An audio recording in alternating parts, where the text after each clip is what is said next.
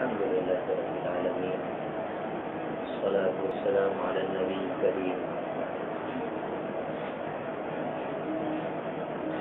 أعوذ بالله من الشيطان الرجيم بسم الله الرحمن الرحيم وإذا قرئ القرآن فاستمعوا له وانصتوا لعلكم ترحمون صدق الله العظيم. محترم بزرگ اور دوستوں، تھوڑا آگے آ جاؤ. اس چھوٹے بچے کو بہت پیارے ہیں، آ جاؤ اس طرف آ جاؤ.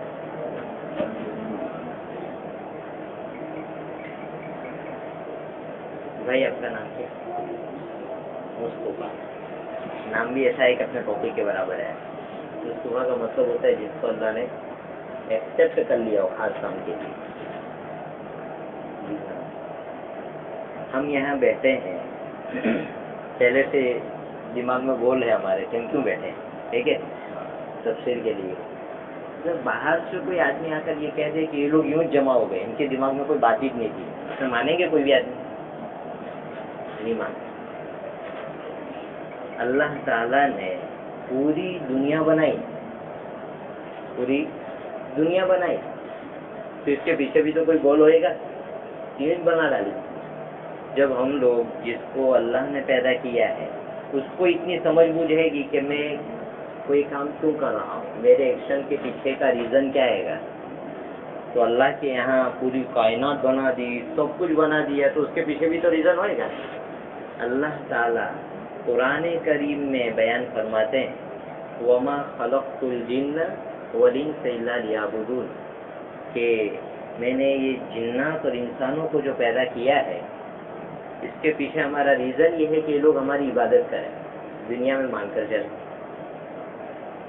تو یہ بات ہمیں معلوم ہو گئی کہ اللہ تعالیٰ نے یہ دنیا جو بنائی ہے اور اس میں لوگوں کو جو بھیجا ہے وہ اس لیے بھیجا ہے تاکہ لوگ اللہ کی عبادت کریں. عبادت کس کو کہتے ہیں؟ عبادت کہتے ہیں کہ اللہ کو جو باتیں پسند ہے وہ آدمی کرے اور جو باتیں پسند نہیں ہے وہ نہ کرے. اس کو عبادت کہتے ہیں. اب یہاں ایک آدمی اٹھ کر مجھے اتنا بتا دے کہ میں 100% مجھے معلوم ہے کہ میرے بارے میں یہ کہہ دے کہ تمہیں پسند کیا ہے اور تمہیں پسند کیا نہیں ہے مجھے معلوم ہے. کوئی بتا سکتا ہے؟ اس مجمع میں سے کوئی بھی آدمی اٹھا اور دوسرے کے بارے میں بتا سکتا ہے کہ مجھے ریگولر یہ بات پکی معلوم ہے کہ اس آدمی کو کیا پسند ہے اور کیا نہیں پسند؟ ہو سکتا ہے ایسا؟ سوچنے کی بات ہے کہ انسان ہیں، ساتھ میں رہتے ہیں، ایک دوسرے کو دیکھتے ہیں، ضرورتوں کو جانتے ہیں، اس کے باوجود ہم میں اتنی صلاحیت نہیں ہے کہ ہم یہ جان سکے کہ اس آدمی کی پسند کیا ہے اور اس کی ناپسند کیا ہے کہ نہیں؟ اگر یہ پسند یہ معلوم ہوتا تو جھگڑے نہیں ہوتے، میں دل چھوٹے نہیں ہوتے، ہے کہ نہیں؟ تو اب اللہ میاں کو تو ہم نے دیکھا نہیں ہے، تو اللہ میاں کی پسند کیا ہے کہ ہم اس کے مطابق عبادت کریں، اور اللہ کی پسند کیا نہیں ہے کہ اس سے ہم رک جاوے. اس کے لیے ہمیں کسی کی گائیڈ کی ضرورت پڑے گی کہ نہیں پڑے گی؟ اس لیے اللہ میاں فرماتے ہیں کہ دیکھو ہم نے عبادت کے لیے پیدا کیا، اور عبادت کا مطلب یہ ہے کہ میرے یہ بندے جن کو میں خون کے لوتھڑے سے لے کر چلتا پھرتا انسان بنا دیتا ہوں، یہ میرے مزاج کے مطابق چلے، میری پسند کی رعایت کرے، اور جو مجھے پسند نہیں ہے اس سے رک جاوے. زندگی کا یہی فلسفہ ہے. اللہ سورہ ملک میں بیان کرتے ہیں لِيَبْلُوَكُمْ أَيُّكُمْ أَحْسَنُ عَمَلًا، کہ اللہ نے اس لیے پیدا کیا تاکہ دیکھیں کہ کون ہماری پسند کے کام کرتا ہے اور کون اس سے ہٹ جاتا ہے. تو یہ بات ہم کو نہیں معلوم ہو سکتی تھی جب تک کہ اللہ تعالیٰ ہماری گائیڈ نہیں کرے. تو اللہ نے گائیڈ کی ہماری. کیسے؟ اللہ تعالیٰ قرآن کریم میں بیان فرماتے ہیں وَإِن مِّن أُمَّةٍ إِلَّا خَلَا فِيهَا نَذِيرٌ إِنَّمَا أَنْتَ نَذِيرٌ وَلِكُلِّ قَوْمٍ هَادٍ. اللہ کے نبی صلی اللہ علیہ وسلم کو اللہ تعالیٰ فرماتے ہیں کہ دنیا کی کوئی بستی اور کوئی گاؤں ایسا نہیں گزرا ہے جہاں کوئی آدمی ہم نے ایسا نہ بھیجا ہو جو بتا دے کہ دیکھو یہ اللہ کی پسند ہے اور یہ اللہ کی پسند نہیں ہے. اپنے نبی پر نبیوں کا سلسلہ ختم ہو گیا تو اللہ نے علماء پیدا کیے جو بستی بستی جا کر ہمارے جماعت کے ساتھی گھر گھر کا جو ہے دروازہ ٹھکا کر کہتے ہیں کہ دیکھو یہ اللہ کی پسند ہے اور یہ اللہ کی ناپسند ہے. یہ اللہ کا نظام ہے. اس کے بعد جو سنتا ہے اللہ اس کو عزت دیتے ہیں اور جو نہیں سنتا اللہ اس کا ناک رگڑ دیتے ہیں، زندگی میں پریشانیاں ڈال دیتے ہیں اس کی باہر. تو ہم کو بھی ایسی گائیڈ کی ضرورت تھی، تو اللہ نے انبیاء بھیجے. کیا بھیجے؟ انبیاء، نبی بھیجے. یہ ان کے ذمے لگا دیا کہ جاؤ اور تمہارا کام اتنا ہے کہ میرے بندوں کو جا کر بتاؤ کہ کیسے زندگی جینا ہے، کیا کرنا ہے اور کیا نہیں کرنا ہے. تو نبی آئے. اب نبی آئے تو ان کو میسج ملتا تھا اللہ کی طرف سے کہ یہ میسج میرے بندوں کو جا کر سنا دو. اور یہ نبی کیسے ہوتے تھے؟ یہ ایسے ہوتے تھے اور اللہ کا ایسا انتخاب ہوتا تھا کہ اللہ کے پیغام میں، میسج میں پہنچانے میں کوئی گڑبڑ نہیں کر سکتے تھے، کوئی گڑبڑ نہیں کر سکتے. وما ينطق عن الهوى، خود ہمارے نبی کے بارے میں اللہ تعالیٰ نے فرمایا کہ یہ نبی اپنی خواہش اور اپنی دل کی چاہت کی بنیاد پر کچھ نہیں کہہ سکتے اور نہیں کہتے. اب ہماری عقل کیسے قبول کرے گی؟ وہ بھی تو انسان ہوتے ہیں، ہے کہ نہیں بھائی؟ وہ بھی تو انسان ہوتے ہیں، تو ایسا کہتے ہیں. تو آج کل تو دنیا بہت ترقی کر گئی. پرانے زمانے میں ایک بات ہوتی تھی جس کو لوگ قصہ کہانی سمجھتے تھے، اور آج 2 صدی پہلے لوگوں نے سائنٹیفک طور پر مانا کہ نہیں ایسا ہوتا ہے. ہپناٹزم سنا ہوگا، مسمرزم سنا ہوگا ہمارے اسکول کے ساتھیوں نے، کہ اللہ نے انسان کے اندر اتنی طاقت رکھی ہے کہ وہ اپنے اوپر محنت کرے تو سامنے بیٹھے ہوئے آدمی کی پوری سوچ پر کنٹرول کر لیتا ہے. اور کیسی کنٹرول؟ کہ یہ میں جو چاہوں گا مولانا بولیں گے، میں جو چاہوں گا سوچیں گے. اور آج تو یورپ میں یہ مذاق بن چکا ہے اور لوگ جو ہے یہی کام کرتے ہیں اور پیسے کماتے ہیں. یہ ہپناٹزم، مسمرزم کی صلاحیت انسانوں میں اللہ نے رکھی ہے. تو جس انسان کو پیدا کرنے والا اللہ ہے، کیا وہ اپنے مخصوص بندوں کو کنٹرول میں نہیں رکھ سکتا؟ اس لیے کہتے ہیں کہ انبیاء معصوم ہوتے ہیں، یعنی ان کی سوچ کی اور ان کے کاموں کی اللہ بچپن سے حفاظت کرتا ہے. اور نبوت تو بعد میں دیتا ہے، پہلے اللہ سماج اور معاشرے کو ایک نمونہ دیتا ہے کہ دیکھو یہ نوجوان کیسے جیتا ہے، اس کی سوچ دیکھو، اس کا چلنا دیکھو، اس کا پھرنا دیکھو. اور جب سماج اور معاشرہ مان لیتا ہے کہ یہ بالکل ایسا آئیڈیل آدمی ہے، بعد میں اللہ نبوت دیتے. ہمارے نبی صلی اللہ علیہ وسلم دنیا میں آئے، اللہ نے 40 سال تک اللہ کے نبی کی حفاظت کی، اپنے نبی کی، اور خاص تربیت دے کر ایسا تیار کیا کہ وہ جاہل جو اپنی بیٹیوں کو زندہ درگور کر دیتے تھے وہ بھی سمجھ گئے کہ یہ آدمی ایسا ہے کہ کبھی دھوکہ نہیں دے سکتا، یہ آدمی ایسا ہے کہ کبھی جھوٹ نہیں بول سکتا. وہ اپنے ہمارے نبی صلی اللہ علیہ وسلم کو صادق اور امین کہتے تھے. اور لوگ کہتے تھے کہ اس آدمی کا ایک بڑا فیوچر ہوئے گا، ایک روشن مستقبل ہوئے گا اس کا، اور لوگ اس کی عزت کریں گے. اس کے بعد اللہ تعالیٰ نے نبوت دی. بہرحال تو ہمیں دنیا میں اللہ نے بھیجا ہے اس لیے تاکہ ہم ایسے چلیں جیسی اللہ کی پسند ہے، اور ویسے رک جاوے جو راستے اللہ کو پسند نہیں ہے. لیکن یہ پسند ناپسند ہم انسانوں کی نہیں خبر کر سکتے، اللہ کی کہاں سے خبر کریں گے؟ تو اللہ تعالیٰ نے اس کے لیے نبی بھیجے، اور نبی پر اللہ نے وحی کا سلسلہ چالو کیا. یعنی فرشتہ آتا تھا اور نبی کو بتاتا تھا کہ دیکھو اللہ یہ چاہتے ہیں کہ میرے بندوں کو کہوں نماز پڑھے، بتوں کی عبادت نہ کرے، آپس میں جھگڑے نہ کرے، سماج کو اچھا رکھنا ہے. تو سورہ پوری کی پوری سورہ حجرات اتاری اللہ نے کہ لوگوں کو کہو آپس میں بیٹھ کر ایک دوسرے کی برائی مت کرو ورنہ تمہارے گھر تباہ ہو جائیں گے. یہ سب اللہ تعالیٰ نے قرآن کریم میں اتارا، اور یہ سب باتیں نبی نے سب انسانوں کو بتائی. اور اللہ کے نبی صلی اللہ علیہ وسلم کے بعد یہ کام اللہ نے علماء کرام کو سونپا. جیسے نبی کو اللہ تعالیٰ چنتا ہے، ایسے علماء کو چنتا ہے اللہ تعالیٰ کہ ان کو ہم دیں گے اور چھوٹی دنیا پر ان کو راضی کریں گے. یہ اللہ کی بہت بڑی نعمت ہے. جس کو اللہ دین کی صحیح سمجھ عطا کر دے اس کو بھی خوش ہونا چاہیے کہ اللہ نے اس کو چنا ہے سماج اور معاشرے میں. بہرحال تو اس طرح وحی کا سلسلہ شروع ہوا. یہ قرآن کریم یہ بھی وحی ہے. وحی کا مطلب میسج. اللہ تعالیٰ نے اپنا میسج اپنے نبی تک پہنچایا جو لوگوں تک ان کو پہنچانا تھا. یہ میسج کب آیا؟ اللہ کے نبی صلی اللہ علیہ وسلم جب 40 سال کے ہو گئے، نوجوان، پوری جوانی جب بھر کر آتی ہے آدمی کے اندر اور عقل بھی بہت زیادہ پہنچ جاتی ہے، تب اللہ تعالیٰ نبوت دیتے ہیں. اس وقت آپ صلی اللہ علیہ وسلم کیا فرماتے تھے؟ نبوت تو ملی نہیں تھی. آپ صلی اللہ علیہ وسلم غار حرا میں جا کر اکیلے بیٹھتے اور سوچتے تھے کہ یہ سماج اتنا بگڑ گیا، اس کا کرنے کا کیا؟ کہ لوگ ایک دوسرے کو پیار دے، محبت دے، دشمنیاں ختم ہوئے، لڑائی ختم ہوئے، یہ سب سوچتے تھے جا کر. اور پلان بناتے تھے کہ کوئی ایسا کام ہونا چاہیے کہ جس سے انسانیت کو جینے کا سلیقہ آ جائے. یہ آپ صلی اللہ علیہ وسلم جو ہے غار حرا میں مہینے بھر تک رکتے تھے جا کر. اس سے ہم کو ایک بات سیکھنے ملی کہ ہم اپنے سماج میں سدھار لانا چاہے تو آدمی کو سوچنا چاہیے, منصوبہ بنانا چاہیے. ہم لوگ کیا کرتے ہیں, منصوبہ نہیں بنا پاتے, اور اس سے پہلے ہم لوگ جو ہے ایڈوائز دیتے رہتے, یہ کرو یہ کرو یہ کرو, نے پھر سب چونچو کا مربع بن جاتا ہے.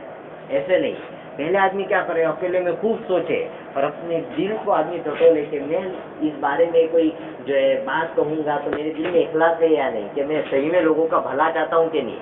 جو آدمی لوگوں کا بھلا چاہتا ہے اس کی زبان سے کبھی زہر والا جملہ نہیں نکل سکتا. یہ بات تو حقیقی ہے. ہمارے نبی کی زبان سے کبھی کسی کا دل ٹوٹے ایسا جملہ نہیں نکلا. کیوں؟ ایک نوجوان تھا جسے امت کا, اپنے سماج کا, سب کا درد تھا, تو اس کے زبان سے غلط جملے تو نہیں نکلتے تھے, لیکن وہ اپنی زندگی کا وقت نکال کر اکیلے میں بیٹھ کر سوچتا ضرور تھا کہ کرنا کیا ہے. تو یہ ہمیں سیکھنے کا ایک اچھا یہ ہے کہ آدمی کبھی اپنے سماج میں, معاشرے میں کوئی غلط بات دیکھے تو مسجد میں آئے اکیلے میں اور آ کر 2 رکعت نماز پڑھے اور اللہ سے دعا کرے کہ پیارے اللہ کو ایسی تدبیر سمجھا دیجیے کہ میں لوگوں کو کہوں تو ان کے دل میں سمجھ میں بھی آ جائے اور یہ غلط بات ختم ہو جائے. یہ صحیح طریقہ ہے ختم کرنے کا, لیکن ہم لوگ غلط چیز میں پڑ جاتے ہیں بہرحال. تو وہ اللہ کے نبی صلی اللہ علیہ وسلم وہاں بیٹھتے تھے, اور ایک موقع ایسا آیا کہ جب اللہ کا فیصلہ تھا کہ اس وقت ہمیں نبی بنانا ہے, اس وقت اللہ تعالیٰ نے حضرت جبرائیل علیہ السلام کو بھیجا, اور اس وقت جو ہے قرآن کریم کی پہلی 5 آیتیں نازل ہوئی, جس کو ہم سورہ علق کہتے ہیں. 30ویں پارے میں یہ سورت ہے. پہلی 5 آیتیں نازل ہوئی. ان پہلی 5 آیت میں کیا تھا؟ اللہ تعالیٰ نے سب سے پہلا میسج لوگوں کو یہ دیا, اقرأ بسم ربک الذی خلق, کہ جب بھی کوئی کام کرو تو ایسا سوچو کہ ہمارے اوپر کوئی ذات ہے جو ہمارے کام بنانے والی ہے, بس اس کے نام سے شروع کرو. بسم اللہ کے الرحمن الرحیم پڑھتے ہیں کہ نہیں؟ ہم ہر کام میں پڑھتے ہیں, اور اس کی ایسی عجیب و غریب برکات ہیں. واقعات سناؤ تو قیامت آ جائے, اتنے واقعات ہیں, اور علماء نے کتابوں میں لکھے ہیں, اور اس کی عجیب و غریب برکات ہے. لیکن ہم لوگ تو چونکہ اہتمام نہیں کر پاتے ہیں اپنی غفلت کی وجہ سے, یا ہم نے ایسے واقعات دیکھے نہیں ہوتے اس لیے بھروسہ نہیں آتا. حتیٰ کہ کتنے غیر مذہب والے جن کو اسلام کی دولت نصیب نہیں ہوئی, ان کو پتہ لگ جاتے ہیں ایسے واقعات, تو وہ لوگ خود باقاعدہ جو ہے اس کا یہ کام شروع کر دیتے, پڑھنا شروع کرتے ہیں. آج کل تو لوگوں کو مذہب سائڈ میں رہ گیا, فائدہ پہلے دکھتا ہے. ایک صاحب سے مجھ سے کہنے لگے کہ وہ ڈاکٹری لائن کے تھے, تو ان کو کوئی وہ تھی ضرورت, کیا کہتے ہیں, سرٹیفکیٹ کی, تو وہ کالج گئے. تو کالج کے بڑے پروفیسر نے ایسا کہا کہ میں تمہارا کام کروں گا, لیکن ایک کام تمہیں میرا کرنا پڑے گا. بولے کیا ہے؟ تو کہا کہ قرآن کریم میں فرنٹ پیج پر جو صورت ہے مجھے اس کا ہندی میں انواد کروانا ہے, اور یہاں میرے جو اسٹاف کے لوگ ہیں وہ سب غیر مسلم ہیں اور کٹر ہے, کم نہیں دیتے, اور مجھے میری زندگی کے انوبھو اور تجربے میں بات معلوم ہوئی کہ کوئی سی بھی بیماریوں میں اس کو پڑھتا ہوں اچھا ہو جاتا ہوں. تو میں چاہتا ہوں کہ میں اپنا انوبھو اس میں کوٹ کروں, اور تمہارے مذہب کے مطابق تم اس کا ٹرانسلیٹ کر دو, تب جا کے میں تمہارا کام کر دوں گا. اور اس آدمی نے بعد میں اس کا ترجمہ کیا ہندی میں اور اس کو پہنچایا, اس کے بعد اس کا کام کیا. یہ غیر مسلم کی بات سنا, پڑھا لکھا آدمی, پروفیسر. لیکن ہم لوگ تو چونکہ تھوڑے غفلت ہمارے سے ہو جاتی ہے, اللہ کرے کہ ہمیں اللہ تعالیٰ کی توفیق دے دے. تو اللہ کے نبی صلی اللہ علیہ وسلم پر اس وقت سے قرآن نازل ہونا شروع ہوا. کتنے سال میں نازل ہوا؟ 23 سال میں. کتنے سال میں؟ 23 سال میں اللہ دھیرے دھیرے دھیرے دھیرے, چھوٹا بچہ ہوتا ہے نا تو اس کو پہلے دل دوڑاتے نہیں ہیں, اس کو تھوڑی تھوڑی انگلی پکڑوا کر چلانا سکھاتے ہیں, ہم لوگ جیسے زندگی میں دیکھتے ہیں. اس طرح اللہ تعالیٰ نے بگڑے ہوئے سماج کو اوپر لانے کے لیے, جن کے بارے میں اللہ نے یہ فیصلہ کیا تھا کہ یہ اسلام لائیں گے, 1500 سال تک ان کی حکومت کے ڈنکے پوری دنیا میں بجیں گے, اور بجے, ہم کو تو تاریخ ہی نہیں معلوم, بجے 1000 سال تک تو پوری دنیا میں اسلام کا ڈنکا بجا ہے, اور صرف مسلمان بادشاہوں کے ہاتھ میں بڑی بڑی سلطنتیں رہی باہر. تو اللہ تعالیٰ نے دھیرے دھیرے موقع سے باتیں سمجھائی, اور حضور اقدس صلی اللہ علیہ وسلم کو حکم دیا کہ یہ آیتیں ہیں اور اس کو لوگوں تک پہنچاؤ. اس طرح 23 سال کی مدت میں قرآن کریم نازل ہوا. ہمارے نبی صلی اللہ علیہ وسلم کو جو نبوت ملی, اس کے بعد ہمارے نبی کتنے سال دنیا میں رہے؟ کہتے ہیں کہ 23 سال رہے. کتنے؟ 23 سال. اور 23 سال کے اندر اللہ تعالیٰ نے ہمارے نبی صلی اللہ علیہ وسلم کے ذریعے ایسا کام لیا, پورا سماج بدل گیا, پورا سماج. اس لیے ایک آدمی تھا یوروپ میں، بہت بڑا سائنٹسٹ اور بہت بڑا ہسٹری دان، تاریخ جانتا تھا. اس نے کتاب لکھی دا 100 کہ دنیا کے 100 بڑے لوگ جنہوں نے لوگوں کی سبھیتا پر اثر ڈالا اور لوگوں کی زندگی کو چینج کر کے رکھ دیا. عیسائی تھا وہ آدمی. سب سے پہلا نام اس نے ہمارے نبی صلی اللہ علیہ وسلم کا رکھا کہ ایسی شخصیت دنیا کی تاریخ میں نہیں گزری. اس نے 23 سال کی چھوٹی سی زندگی کے اندر پورے سماج کو تکلیفوں سے باہر نکال دیا. 23 سال کی چھوٹی سی مدت میں. اور یوروپ کے بڑے بڑے لوگوں نے مذہبی وہ ہوتا ہے نا آدمی کے اندر، تو عیسائی ہے تو حضرت عیسیٰ کو رکھنا چاہیے تھا، نہیں رکھنا، اور محمد صلی اللہ علیہ وسلم کو رکھ دیا تو مخالفت بھی کی. لیکن اس نے کہا کہ میں اپنے علم کے ساتھ دھوکہ نہیں کر سکتا. میری ریسرچ یہی کہ 23 سال کی چھوٹی سی مدت میں لوگوں کے اندر اتنا بڑا انقلاب اس نبی کے سوا کسی نے نہیں برپا کیا. دا 100 میں پہلے نمبر پر ہمارے نبی صلی اللہ علیہ وسلم کا نام. تو قرآن کریم نازل ہوا. اب قرآن کریم میں کیا ہے؟ قرآن کریم میں 30 پارے ہیں، یہ تو ہم سب کو معلوم ہے. اس کے اندر 7 منزلیں. یہ 7 منزلیں کیا ہے؟ صحابہ کرام رضوان اللہ علیہ مجمعین اس کے عاشق تھے. تو وہ جو ہے روزانہ ٹارگیٹ کر کے رکھتے تھے کہ مجھے آج اتنا حصہ پڑھنے کا ہے، پرسوں اتنا، کل اتنا پڑھنے کا ہے، پرسوں اتنا پڑھنے کا ہے، پرسوں اتنا پڑھنے کا ہے. یوں کر کے انہوں نے قرآن کے 30 پارے کو ڈیوائڈ کر دیا تھا کہ مجھے اٹھواڑیے کے اندر، ہفتے کے اندر قرآن مکمل کر دینا ہے. تو صحابہ کرام کی یہ ترتیب تھی. تو وہ 7 دن کے اندر قرآن کریم مکمل کرتے تھے. اسی کو 7 منزل کہتے ہیں. اور وہ 1.5 پارہ، 2 پارے، 4 پارے اس طرح بن جاتے ہیں. ہم لوگ آج کی اتنی بھاگ دوڑ کی دنیا میں اتنا نہ کرے تو کم از کم اتنا تو کرے کہ 2 رکوع آدمی آگے پڑھ لے. ہر نماز میں آدمی معمول بنا لے کہ میں 10 منٹ پہلے چلا جاؤں گا اور 2 رکوع اندر دیکھ کر پڑھ لوں گا. مشکل ہے. باہر کھڑے کھڑے ہوتے اپنے کتنی باتیں کر لیتے ہیں. اس لیے ہم ارادہ کریں کہ صحابہ کرام کی بات جس میں آئی تو یہ عمل کی چیز ہے، اس کو لے لے کہ انشاءاللہ آج سے میں 2 رکوع تو کم از کم پڑھ لوں گا. دھیرے دھیرے چالو کرے. پھر ایک دن ایسا ہو جائے گا کہ ایک دن میں 1 پارہ پڑھتے ہو جائیں گے اپنے، اور بہت بڑا فائدہ ہوگا. باہر تو 7 منزلیں ہیں. قرآن کریم کی 114 صورتیں. 114 صورتوں میں سے آدھی مکی ہے اور آدھی مدنی ہے. مکی کا مطلب کیا ہے، مدنی کا مطلب کیا ہے، مکی صورتوں میں اللہ کیا سمجھاتے ہیں، مدنی صورتوں میں کیا سمجھاتے ہیں، یہ سب باتیں انشاءاللہ آئندہ کی ملاقات میں اپنے کریں گے. تو آج کی بات میں اتنی بات ہمارے سیکھنے کی ہے. آپ صلی اللہ علیہ وسلم جوانی میں اکیلے بیٹھ کر سماج کا فائدہ سوچتے تھے. ہم بھی جو ہے اکیلے بیٹھے اور سوچے کہ میرے گھر میں سب سے پہلے اپنی زندگی، میری زندگی میں کیا کوتاہی ہے. میری نماز ہوتی کہ نہیں ہوتی، میری تلاوت ہوتی کہ نہیں ہوتی، میں جھوٹ بولتا ہوں کہ نہیں بولتا ہوں، غیبت کرتا ہوں کہ نہیں کرتا ہوں. ایسا سوچے آج. پھر ایک ایک کو کینسل کرتا جائے. کیا ہے، اس کو 1 مہینے کے اندر نکال دینے کا. وائرس ہوتے ہیں نا فون میں، نکالتے کہ نہیں اپنے سائٹ میں بیٹھ کر. تو یہ بھی اپنی روح کے وائرس ہے. یہ قبر میں جا کر بہت مہنگے پڑنے والے ہیں. اس چیز کو بھی سے ڈیلیٹ کر دیا ہے. اور پھر جو ہے دھیرے دھیرے آدمی ایسا کرے گا تو اپنی اصلاح ہوگی، گھر کی اصلاح ہوگی اور سماج کی اصلاح ہوگی. ایک بات یہ سیکھیں. دوسری بات کہ صحابہ کرام 7 دن میں پورا کرتے تھے. انشاءاللہ ہم ایسی ترتیب بنائیں گے کہ تو کم از کم مہینے میں، نہیں تو 2 مہینے میں اپنا قرآن پورا ہو جائے.